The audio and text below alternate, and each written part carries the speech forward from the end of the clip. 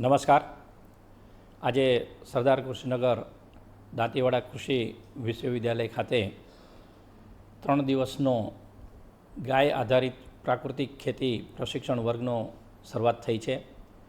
આ પ્રશિક્ષણ વર્ગના ઉદ્ઘાટનની અંદર નીતિ આયોગના ઉપાધ્યક્ષ માનનીય સુમન બેરી હાજર રહેલ હતા.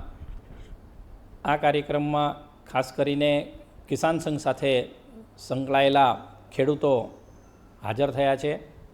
આ ખેડૂતો દેશભરના તમામ રાજ્યોમાંથી 3000 જેટલી સંખ્યાની અંદર આપણે યુનિવર્સિટી ખાતે આવ્યા છે. આમને 3 દિવસની અંદર પ્રાકૃતિક ખેતીને લગતા જુદા જુદા વર્ગો, જુદા જુદા લેક્ચર્સ અને પ્રયોગો કરીને પ્રાકૃતિક ખેતી વિશે સમજણ આપવામાં આવશે.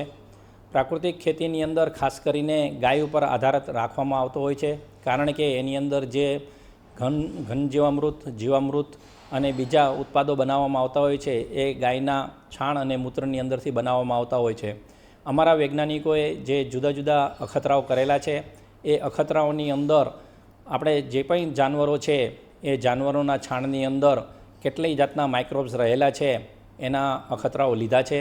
એની અંદર ખાસ કરીને આપણી દેશી ગીર ગાય અને કાંકરેજ ગાયની અંદર સૌથી વધુ માત્રાની અંદર સૂક્ષ્મ જીવાણુઓ રહેલા છે, જે જમીનની ફળદ્રુપતાને સુધારવાની અંદર મદદ કરે છે. એ જ રીતે આ જે સૂક્ષ્મ જીવાણુઓ છે, સૂક્ષ્મ જીવાણુની અંદર 151 જેટલા જીવાણુઓ છે એ ઉપયોગી છે.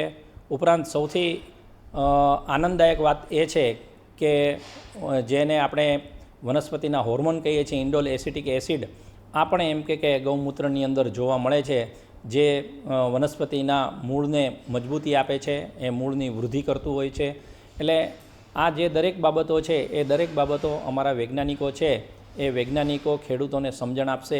ખેડૂતને ખેતર ઉપર પણ એમ કે નિદર્શન બતાવીને અને એમને આ પ્રાકૃતિક ખેતીની સમજણ આપવામાં આવશે. ધીમે ધીમે ખેડૂત છે એ પ્રાકૃતિક ખેતી વળે એવા સઘન પ્રયત્નો કરવામાં આવશે.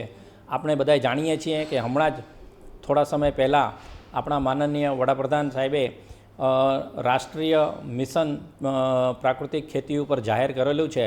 એટલે national mission on natural farming અંતર્ગત આપણે આખા દેશની અંદરથી ખેડૂતોને બોલાવીને અને એ ખેડૂતોને જો આ પ્રશિક્ષણ આપવામાં આવે તો આ સંદેશો આખા દેશની અંદર ઝડપથી પ્રસરે એટલા માટેનો આ એક પ્રયત્ન કરવામાં આવેલો છે. અને આ પ્રયત્ન આપણે સફળતાપૂર્વક અમારા વૈજ્ઞાનિકો એને પૂરો કરશે એ મને સંપૂર્ણ વિશ્વાસ છે.